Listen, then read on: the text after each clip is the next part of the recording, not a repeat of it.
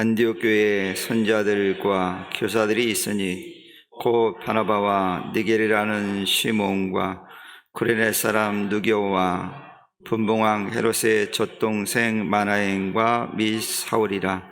주를 섬겨 금식할 때 성령이 이르시되 내가 불러 시키는 일을 위하여 바나바와 사울을 따로 세우라 하시니, 이에 금식하며 기도하고 두 사람에게 안수하여 보내니라. 아멘.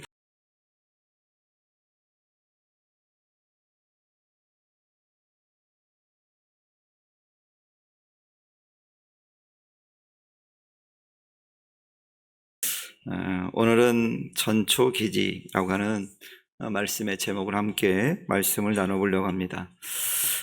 저는 게임을 잘 하지 못하고 컴퓨터 게임을 별로 좋아하는 편이 아닙니다.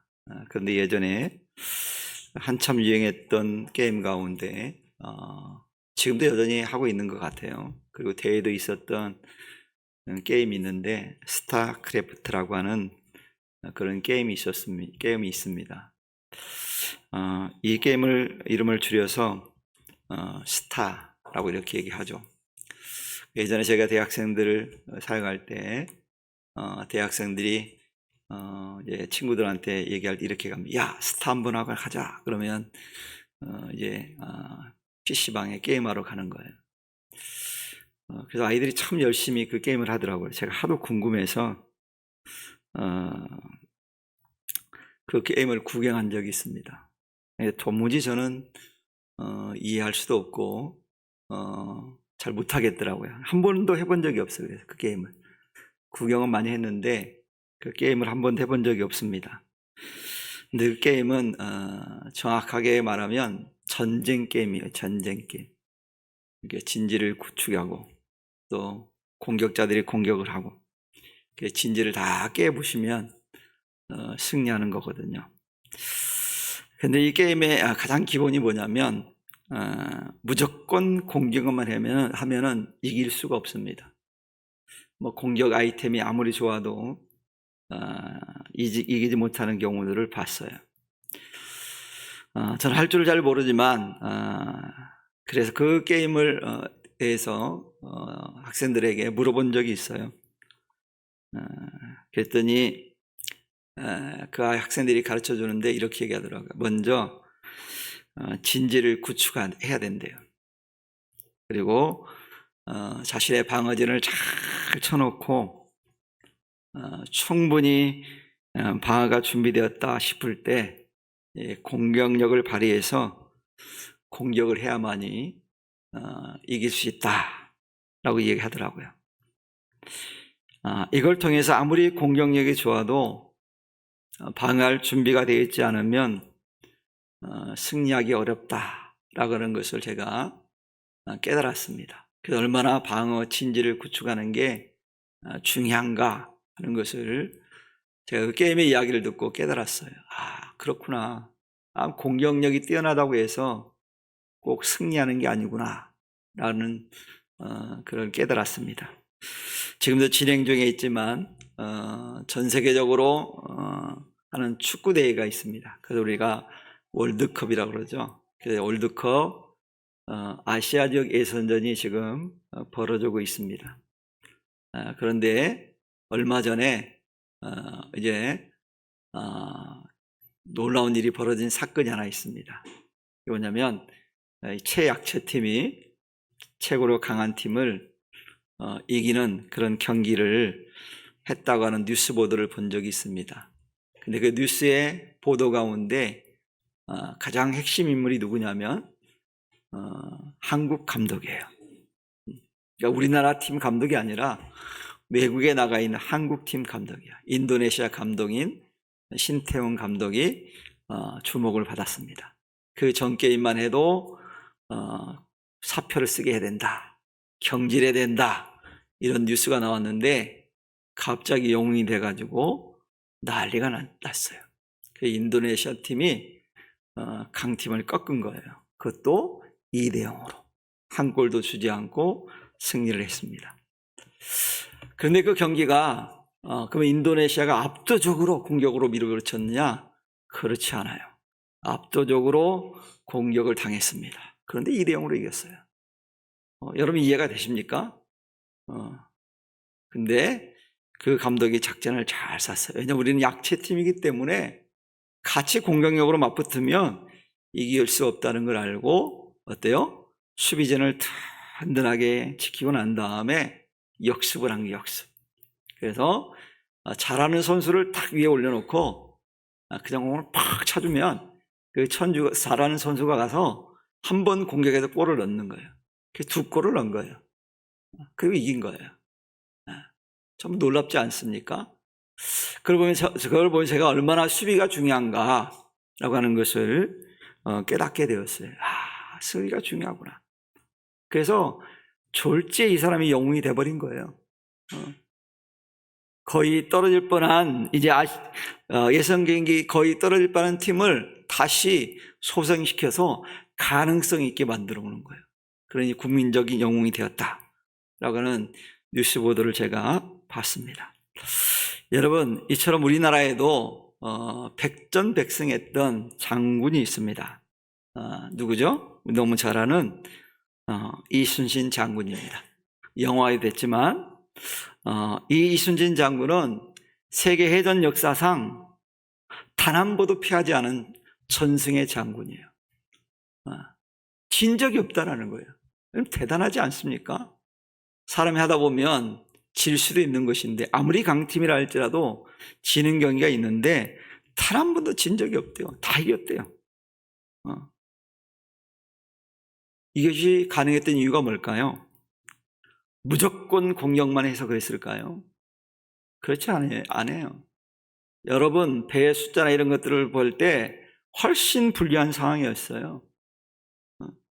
세상적으로 보면 가능성이 없는 전투가 많았어요. 그런데도 이겼다는 거 놀랍지 않습니까? 그 왜 그랬습니까? 왜냐하면 준비를 철저하게 한 거예요. 방어 준비를. 그리고 훈련도 정말 열심히 했습니다. 기지를 만들어 놓고 그 기지에 열심히 훈련했기 때문에 그게 가능한 거예요. 여러 가지 상황들을 놓고 훈련을 했기 때문에. 그뿐입니까? 정보를 많이 수집해서 어떻게 하면 그 전투에서 이길 것인가. 그리고 하늘의 뜻에 맡기면서 전투를 해서 이긴 거예요. 그러니까 준비가 충분히 되어 있었다는 거예요. 여러분, 이렇게 무엇인가 하기 위해서는 우리가 준비하고 훈련하기 위해서는 먼저 뭐가 필요할까요? 진지가 구성되어야 됩니다. 즉 훈련할 수 있는 장소를 만들어야 돼요. 이것을 우리가 뭐라고 그래요? 전초기지라 그렇게 얘기합니다. 제가 일주일 동안 선교지를 다녀왔는데 그것은 어느 한 교회가 그 필리핀이란 일로일로 지역에 선교센터를 지어서 선교사를 훈련시키는 그런 곳입니다. 여러분, 단순히 선교사 훈련 그러니까 우리나라 사람 훈련시키는 것 같은데 그렇지 않고요. 동남아 여러 나라 그 신앙인들을 모집해서 훈련시키는 곳이에요. 근데 무조건 다 훈련소에 입소를 하는 게 아니라 선별을 합니다. 그 선교센터의 원장님과 이사장님과 또 거기에 관계된 분들이 인터뷰를 해요. 이 친구의 신앙 상태, 이 친구의 언어 능력, 선교사로서 사명감이 있느냐 이렇게 해가지고 네팔, 캄보디아, 인도, 미얀마 이런 동남아에 있는 여러 나라의 친구들을 인터뷰를 해서 선발을 해서 뽑습니다. 그리고 4개월 동안 훈련을 시키는 거예요. 기숙하면서. 심지어 어떤 친구는 얘기하는데 네팔 친구인데 네팔은 이 종교 비자를 내주지 않는 나라래요. 근데 종교 비자를 가지고 왔어요. 그게 더 놀랍지 않습니까? 종교 비자를 가지고 왔다는 것 자체가. 처음에는 거부했는데 또 넣었더니 통과시켜줘서 왔다고 하면서 하나님의 은혜라고 하고 왔더라고요. 근데 그 친구들이 각 나라에서 와서 이제 훈련을 4개월 동안 받는 거예요. 근데 거기는 결혼한 친구도 있고, 즉 가정이 있는 친구도 있고, 그렇습니다. 근데 가족도 있고요. 이 가족과 헤어져서 4개월 동안 훈련을 받는 거예요. 쉽지 않잖아요. 그래서 그 친구들을 4개월 동안 훈련하고 평가를 하고, 한 주 동안은 저희들이 가서 강의도 하고 해서 마지막 훈련을 마치고 수료식을 하고 파송하는 일을 하러 간 거예요. 정말 좀 은혜가 있었습니다. 인터뷰하면서. 그리고 마지막 그 학생들을 놓고 또 인터뷰를 하거든요. 그리고 수료식을 하고 파송하고 그런 일을 하고 돌아왔습니다. 이처럼 그 선교센터를 통해서 이 동남아에 있는 여러 나라들에게 복음을 전하는 거예요. 문화가 같고 언어가 통하고 하는 친구들이 선교사가 돼서 자기 나라에 가서 다시 선교를 하는 거예요. 얼마나 좋은 방법인지 몰라요. 한 교회의 헌신을 통해서 이 같은 일이 일어난 거예요. 근데 그 선교센터는 자산도 그 교회 거예요. 그 선교 IMTC라고 하는 선교 어떤 회의 재산이 되어 있고, 필리핀 사람들의 재산이 아닙니다. 한 2,000평 되는 정도 되는 곳에 그 기숙사를 세우고 또 강의실도 세우고 예배실도 세워서 훈련하는 곳이에요. 아무튼 그곳에 가서 선교의 전초기지, 선교사를 훈련시키는 그런 진지를 구성하고 그 일을 하고 있는 거예요. 참 감사한 일이죠. 그 일을 은혜롭게 마치고 왔습니다. 오늘 우리가 읽은 본문도 마찬가지예요. 사도행전의 새로운 전환점을 보여주는 장면이 오늘 등장하는데, 지금까지 사도행전 1장 8절에 있는 말씀처럼 유대와 사마리아 지역에 복음이 전해졌습니다. 그리고 이제 이곳을 지나서 이방인 지역에도 복음이 전해지기 시작했어요.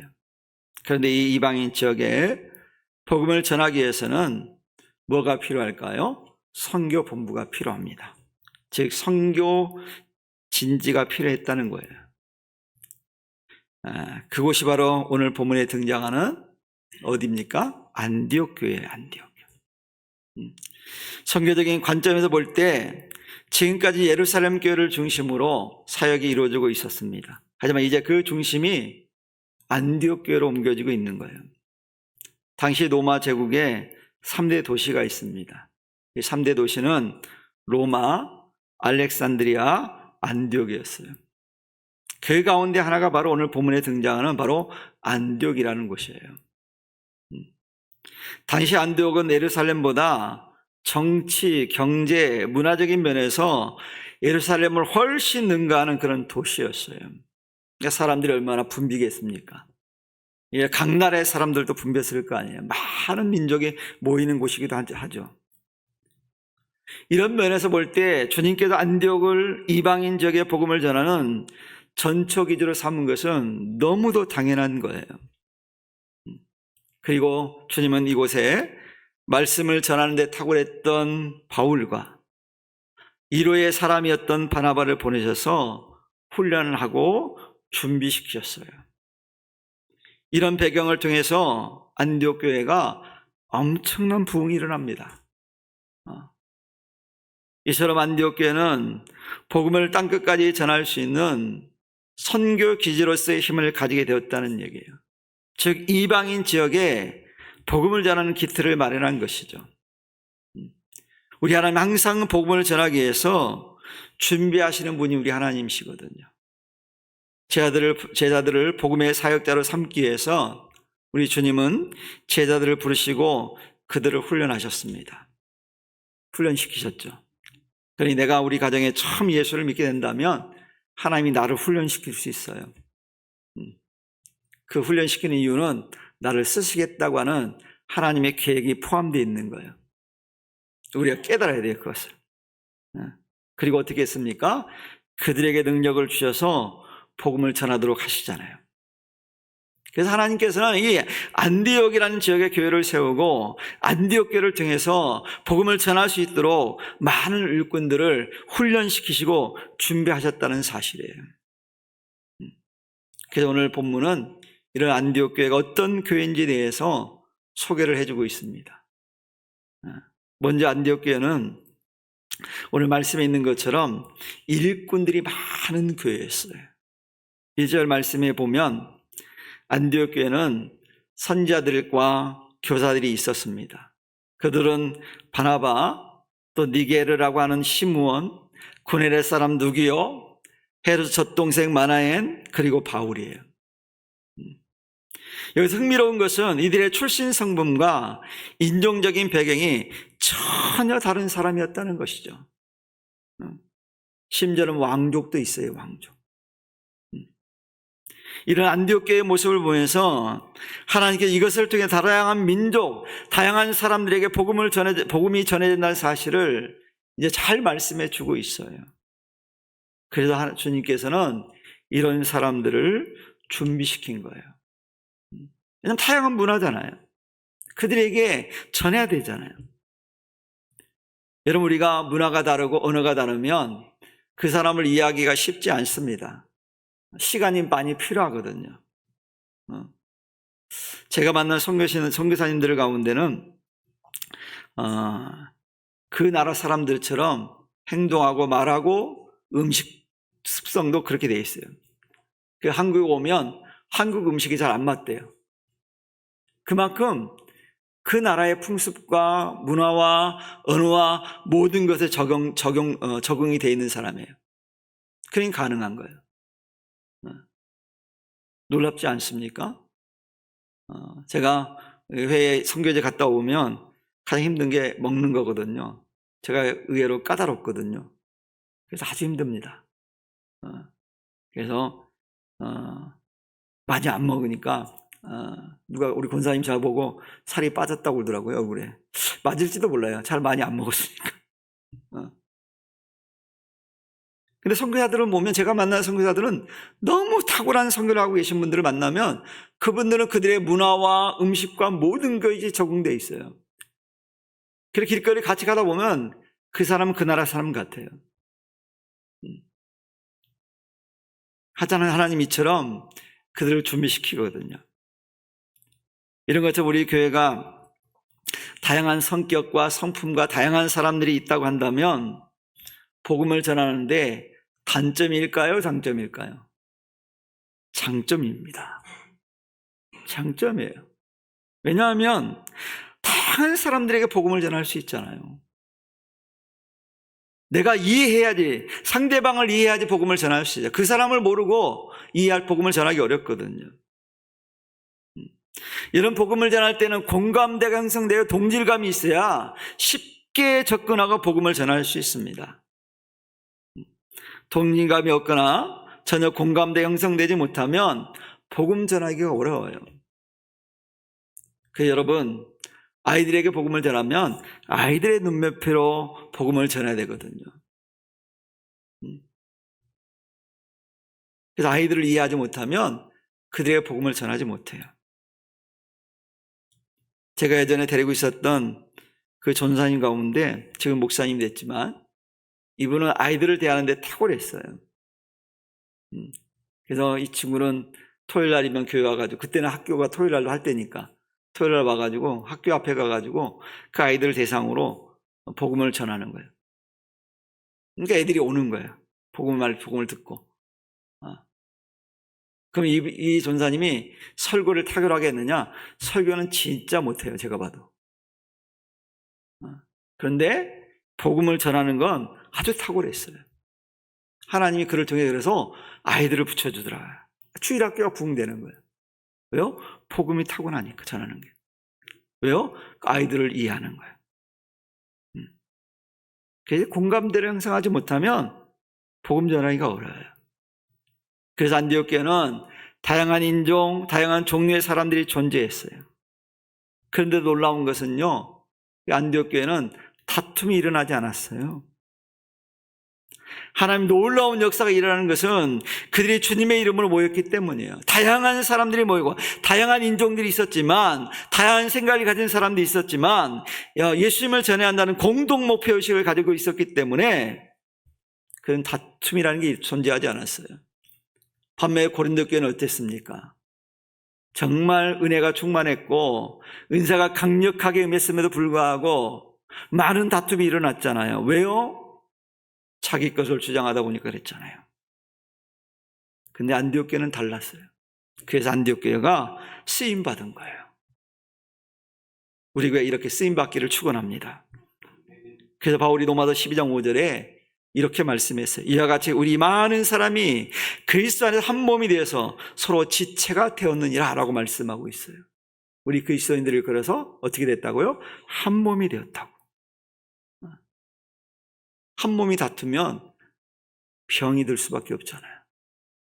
다투면 안 되는 거예요. 이스라엘 안디옥 교회가 복음의 전초기지로 쓰일 수 있었던 이유가 뭐겠습니까?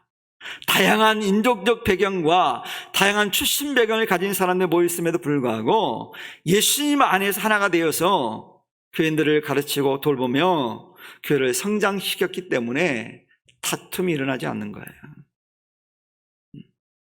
이들은요, 신분과 계급, 그리고 모든 차이를 넘어서 하나의 비전, 즉 땅까지 복음을 전해야 한다는 공동의 비전을 가지고 협력하고 사역을 감당했어요.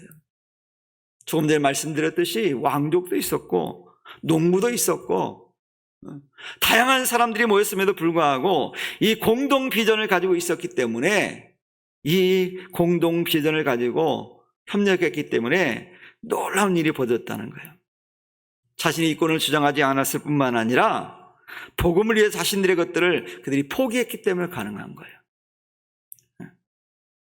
여러분, 이런 것도 오늘날에도 교회가 성장하기 위해서는 서로 다름에도 불구하고 복음을 향하는 비전을 중심으로 하나가 되어야 됩니다. 여러분, 교회는 그리스도가 중심이 될 때, 말씀이 중심이 될 때 역사가 일어나는 거예요. 여러분, 사람 중심이 되는 교회는 복음의 역사가 일어나지 않습니다. 그러니 이제 우리는 예수님을 중심으로 복음에 대한 공동의 비전을 가지고 전진해야 될 때예요.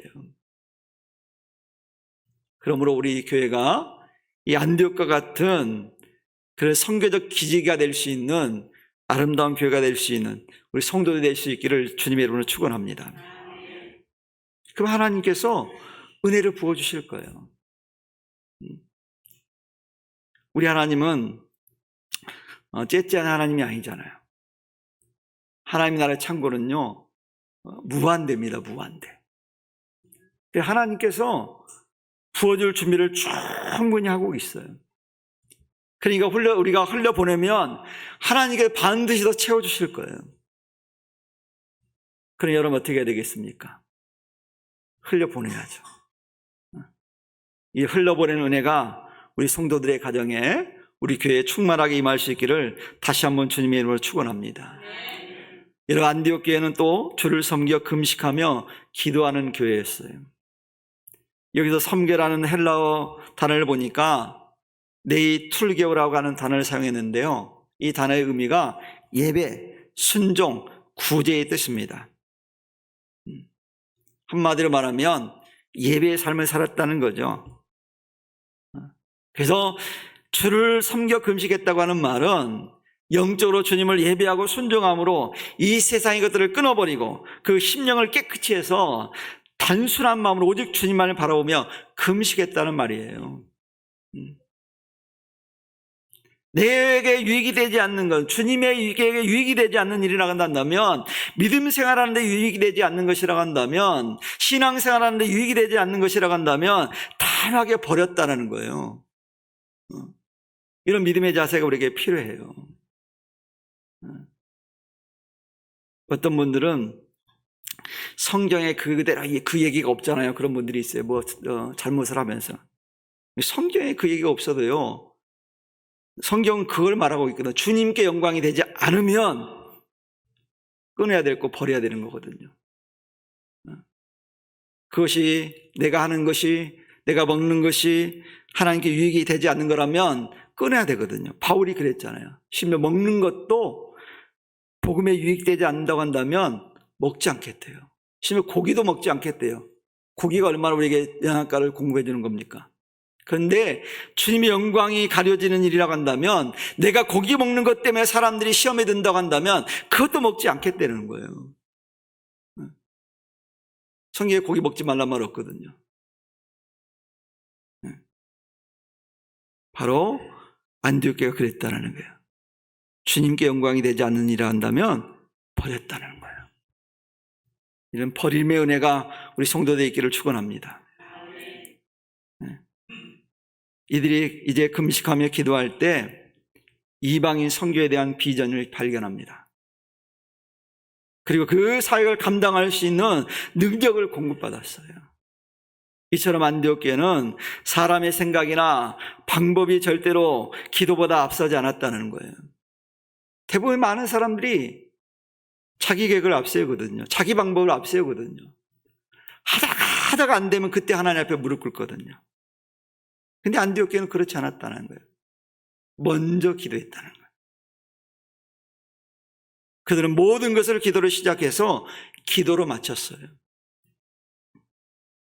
여러분, 성도들이 분명히 기억해야 될 일이 있습니다. 기도는 성령께서 우리에게 역사하시는 통로라는 사실을 여러분 기억하시기 바랍니다. 또 우리가 하나님의 능력을 힘입을 수 있는 능력의 원천이 바로 기도예요. 성경에 보면 예수님께서도 무슨 일을 하기 전에 반드시 하신 일이 있어요. 그게 뭐냐면 기도하는 일이었어요. 예수님은 공생애를 시작하기 전에 기도했습니다.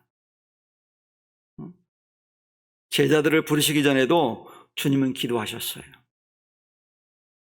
그 시간 날 때마다 주님이 새벽에 기도하셨던 모습을 우리에게 보여주셨어요. 그 십자가를 지시기 전에도 주님은 기도하시는 모습을 볼 수 있습니다. 여러분, 주님이 십자가가 얼마나 힘들고 괴롭고 아픈가라는 걸 주님은 너무 잘 아십니다. 그러니 여러분, 겟세마네 가서 기도하지 않고는 이 사명을 감당하기조차가 너무 힘든 사역이거든요. 그러니 여러분, 기도하지 않을 수 없잖아요. 또한 오순절날 성령을 경험하기 전, 또 가룟 유다 대신 제자를 보충하기 전, 교회 직분자를 세우기 전에 기도하기 위해서 모여들었어요. 이 사람 모든 일들을 시작하기 전에 기도하는 모습을 성경에서 찾아볼 수 있습니다. 그러니 성도 여러분, 우리가 무슨 일을 할 때 반드시 먼저 해야 될 게 뭐겠습니까? 기도를 시작해야 됩니다. 기도를 시작하고 기도로 마쳐야 되는 거예요. 예, 광고도 하겠지만 이제 일주가 지나고 나면 12월 달입니다. 12월은 2024년 마지막 달이에요. 제가 그동안은 월삭 기도에 나와라, 특별 새벽 기도를 해라, 이런 강조를 안 했잖아요. 이제 한번 마지막으로 강조해 보려고요. 12월 첫째 주일날 우리 직분자들은 목숨 걸고 새벽 기도를 한번 쌓아봅시다. 첫 주에. 이 부탁이 아니에요. 명하는 겁니다. 담임 목사라서 명하는 거예요. 명하는 것과 부탁은 달라요. 명하는 건 반드시 해야 되는 거예요. 이 월삭기도 첫 주간 우리 장로님들을 비롯해서 우리 집사님들까지, 또 앞으로 집사님이 되실 분까지 새벽자들 한번 쌓기를 축원합니다. 멀어도 오세요. 멀어도 1시간 이내에는 다 오세요. 그래서 새벽을 한번 쌓아보자고요. 하나님이 어떻게 역사하시는지 마무리 잘해야 될 거 아니에요. 2025년은 좀 기대해야 될 거 아니에요. 게으름 피우지 말고 잠도 좀 덜 자고. 저는 선교제도 가보면 다 끄거든요. 알람은 끄거든요. 근데 깨 있습니다. 제가 국내에 있을 때는 알람 듣고 깨는데 선교제 나가 잠들을 보면 아무리 늦게 자도 몸이 그렇게 체득됐는지 모르는지 그냥 시간 되면 깨요.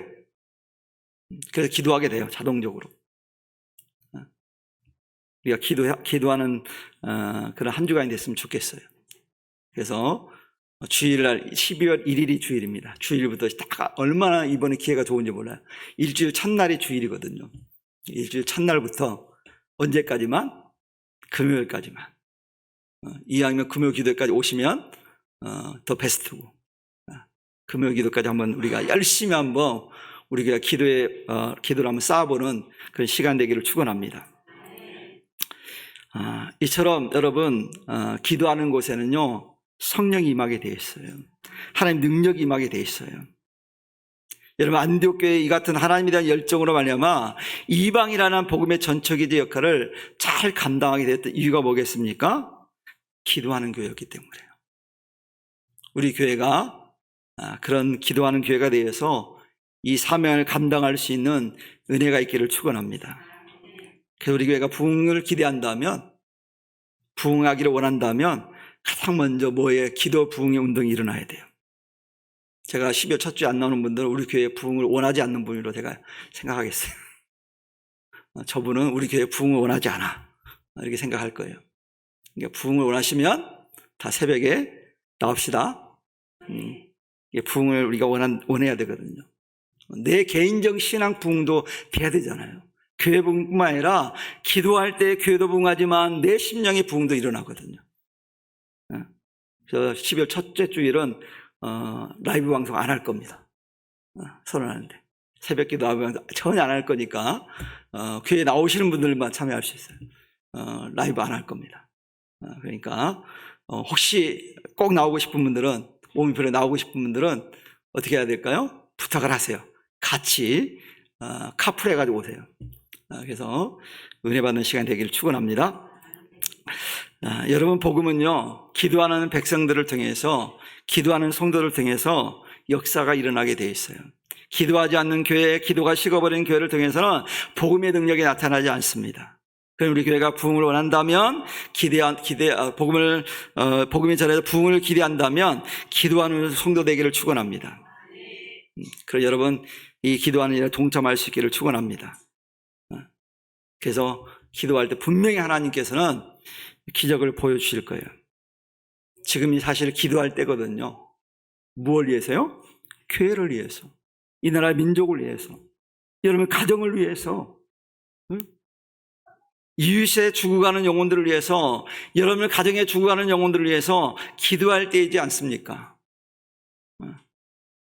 그래서 이번 기회를 통해서 우리 교회가 이런 은혜가 충만하게 되기를 주님의 여러분 간절히 축원합니다.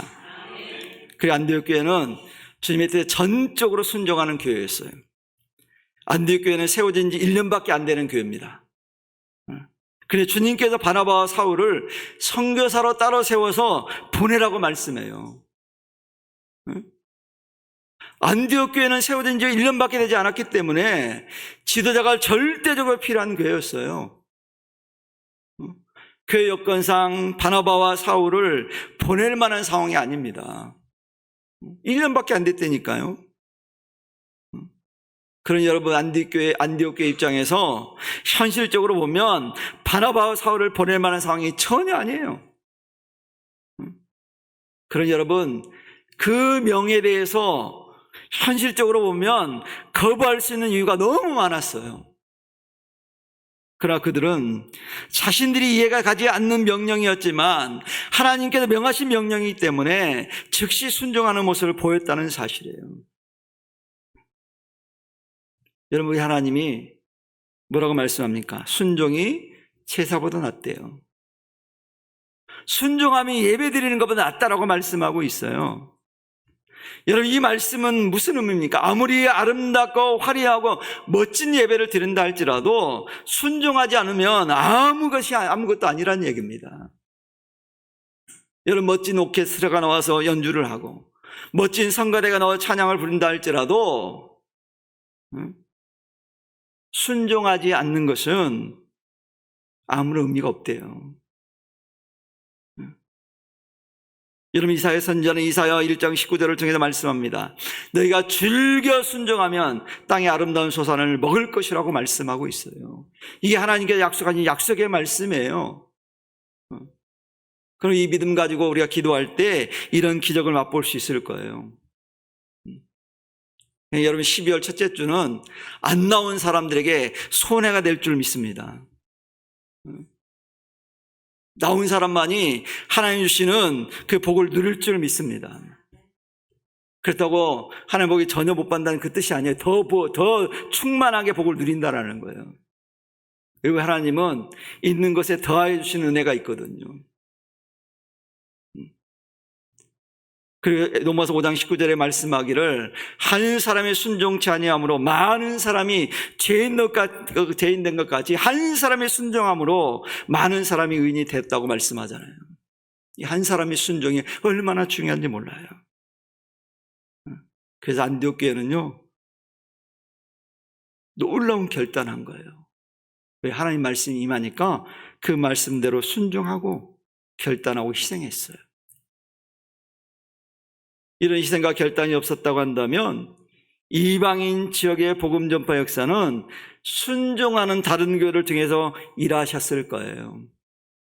우리 교회가 이 말씀에 순종하지 않는다고 한다면 하나님께서는 다른 교회를 통해서 이 사역을 감당하게 하실 겁니다. 이 귀한 사역을 다른 지역에 빼앗기지 않고 안디옥 교회가 성취했던 것처럼 그들의 순종이 있었기 때문에 가능했어요.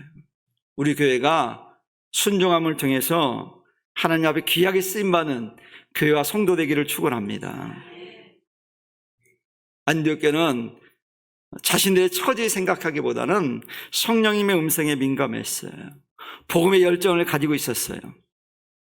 그래서 이 안디옥 교회가 복음의 전적 이주로서의 사명을 감당하게 되었다는 거예요. 저는 이번에 선교지가 또 놀라운 거 하나 발견했어요.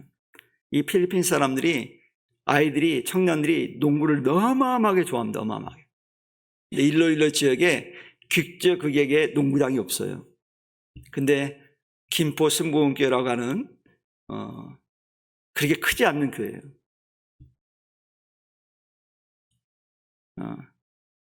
그 목사님이 교회가 또 빚도 많이 있대요. 그런데 그 일로일로 지역에 농구장 교회를 만들었어요. 국제규계 농구장 교회.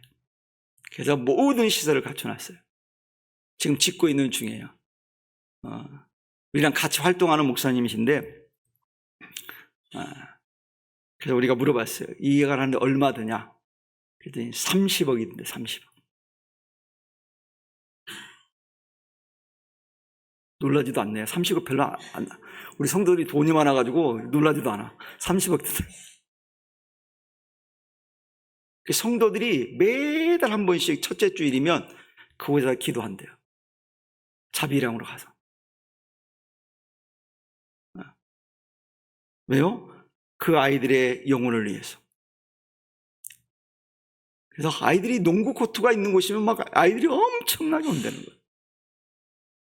그래서 그 선교사님이 자기 사위가 선교사님으로 갔더라고요. 딸하고. 그런데 그 선교사님이 학교 사역을 하다 보니까 아이들이 너무 학교 들어가 사역을 했대요. 너무 아이들이 농구 좋아하고 이래가지고 아이들을 내고 그 목사님과 교회가 후원한 거예요. 그래서 짓고 있어요. 그리고 여러분 놀라운 것은요, 이 가시오라고 그러나 이걸 뭐라고 그러죠? 이 중간 기둥을 앞 세우는 걸 갑자기 단어가 생각 안 나가지고 트라스를 쇠로 짰는데 크레인이 올 수 없는 작업 현장의 상황이어가지고 이 철로 짰는데 그걸요 열 몇 개를 트라스로 올렸더라고요. 그런데 이 사람들을 사가지고 사람이 직접 올렸대요. 하루에 1cm인가 내가 10cm 정확히 안 들어요. 근데 1인가 10cm인가를 올렸대요. 하루에.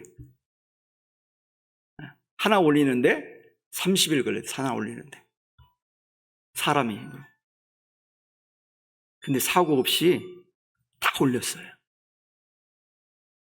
근데 그 목사님이 놀라운 건 필리핀 아이들에게 기술을 가르쳐주기 위해서 교인 중에 기술을 가진 사람들이 파송해서 가르쳐주면서 일을 했대요. 근데 그 기술을 가지고 있으면, 용접 기술이나 이런 기술을 가지면 필리핀에서 어마어마하게 돈을 번다는 거야, 아이들. 그래서 그런 쪽으로 선교하면서 그 일을 진행하고 있는데 내년 봄쯤에 완공될 것 같다고 얘기하시더라고요. 그게 왜 그 일을 할까요? 그 농구장 교회가 선교의 뭐가 되기 때문에 복음의 전초기지가 된다는 걸 알기 때문인 거예요. 가지 않아도 오는 거예요. 오면 복음 전하는 거예요. 그리고 농구 경기도 그곳에 한다라는 거예요. 저 국제규격이 있으니까. 그 수많은 팀들이 있대요. 그래서 이 스크린 하단에 복음 메시지를 전한다라는 거예요. 그거 보면 제가, 야, 그렇다. 복음은 우리가 어떤 생각을 품냐에 따라서 하나님이 그 사람을 통해 역사하시는 것을 깨달았어요. 안디옥교회가 그런 교회였다니까요. 우리 교회가 이런 안디옥교회 같은 복음의 전초기지가 되기를 소망합니다. 그러기 위해서 우리 교회가 이 성도들의 다양성을 인정할 수 있는 교회가 되어야 되고, 나와 다르다고 욕하기보다는 그들을 이해하고 복음을 위해 함께 가야 될 동역자라고 인식할 수 있기를 축원합니다. 함께 가야 돼요. 그리고 기도에 동참하는 그런 성도 되기를 바랍니다. 그분 하나님 말씀에 대해 순종할 때 복음의 전초기지로서 사명을 감당할 수 있을 거예요. 이제 우리 교회뿐만 아니라 내 자신이, 우리 모두가 복음을 위한 전초기지가 돼야 돼요. 이런 은혜가 우리 모든 성도들에게 임할 수 있기를 다시 한번 주님의 이름을 간절히 축원합니다. 기도하겠습니다. 하나님 아버지 감사합니다. 오늘 저희들을 불러주시고 또 이렇게 하나님 앞에 나와 예배할 수 있는 그런 은혜 주셔서 감사합니다.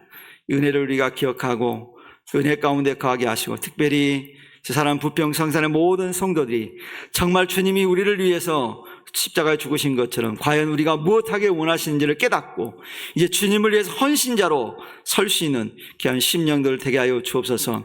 바라고 나왔긴 하나님 놀라운 은혜가 충만하게 임하게 하시고 성령의 거룩한 능력이 우리 성도들 가운데, 가정에, 우리 사업장에, 또 직장 위에, 또 가정에 충만하게 임할 수 있도록, 자녀들에게 임할 수 있도록 아버지 축복하여 주옵소서. 우리 교회가, 우리 자녀들이, 우리 모두가 복음을 위한 전초기지가 될 수 있도록 저희들을 축복하여 주옵소서. 감사드리며 거룩하신 예수님 이름으로 축복하며 기도합니다. 아멘.